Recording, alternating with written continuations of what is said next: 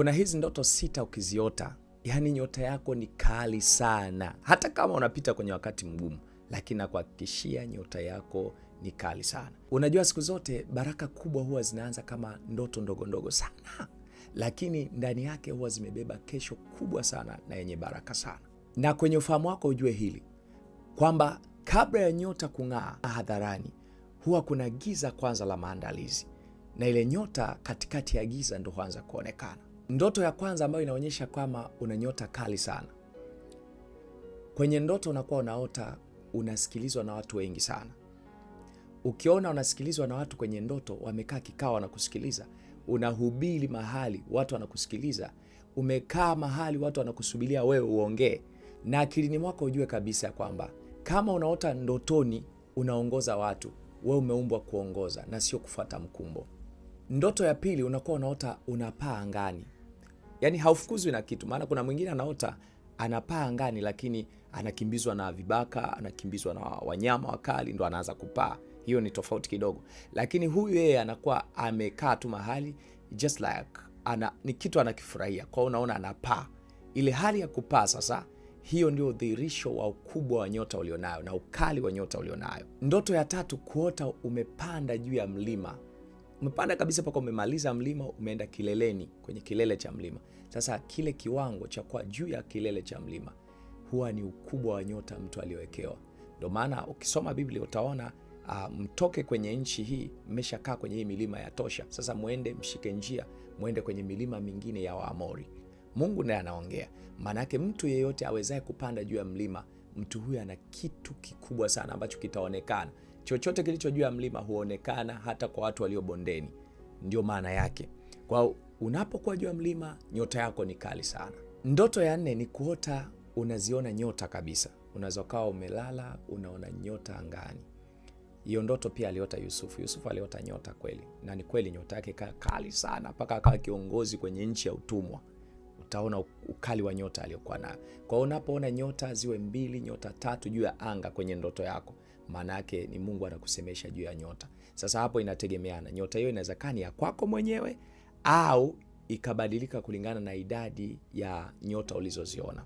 Ndio maana Ibrahim alipotoka nje akaona nyota, akaambiwa na Mungu, huo ni uzao wako. Maana yake pale pale kwenye zile nyota yuko Pastor Mbasha pia. Kwa hiyo unaweza ukaona nyota, kumbe Mungu anakuonyesha mtu fulani au watoto wako, katikati ya watoto wako kuna mtoto mwenye nyota fulani. Lakini katika hiyo hali ya nyota ukiota, ukinitafuta naweza nikakuelezea kama kwenye uzao wako ndo kuna mtoto mwenye baraka ya aina hiyo. Ndoto ya 5 unakuwa unaota umejiwekea hazina kubwa ya fedha au unamiliki vitu ambavyo ni vya thamani sana. Unaweza ukaota una vitu kama dhahabu, rupia unavyo wewe. Ila unaweza ukaona pia una fedha nyingi. Inaweza kawa ni benki umetunza, unaweza kawa umeandikiwa bank statement ya fedha nyingi sana. Pale unaanza kujua kwamba Mungu amekupa kumiliki, na kumiliki huwezi kumiliki kama hauna nyota.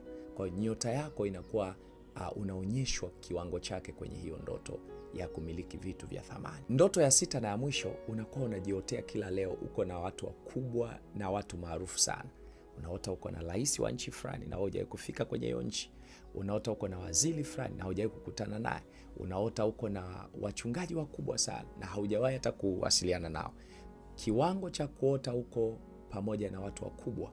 Biblia inasema kipawa cha mtu humleta mbele ya wakuu.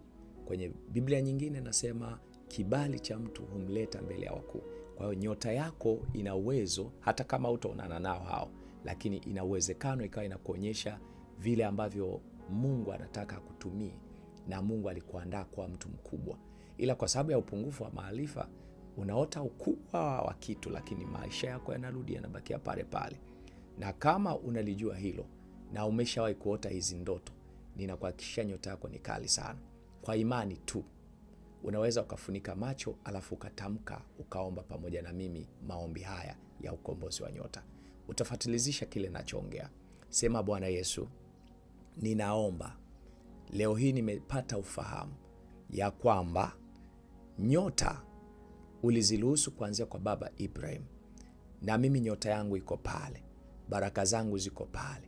Kuanzia leo hii mtu yeyote anayezuia nyota yangu, anayeitumia nyota yangu, anayechafua nyota yangu, kuanzia sasa nyota yangu ninaitamkia ikatakaswe kwa damu ya Yesu. Nyota yangu ikang'ae mahali popote kifungoni walipoifungia nyota yangu, ninaifungua kwa jina la Yesu. Amen. Ukiweza kuamini hivyo, nyota yako imekuwa. Na kwa kuamini zaidi, andika amen, maana yake imekuwa. Unapokomenti amen, maana yake imekuwa. Na ikawa hivyo. Nyota yako ikuletee faida yako.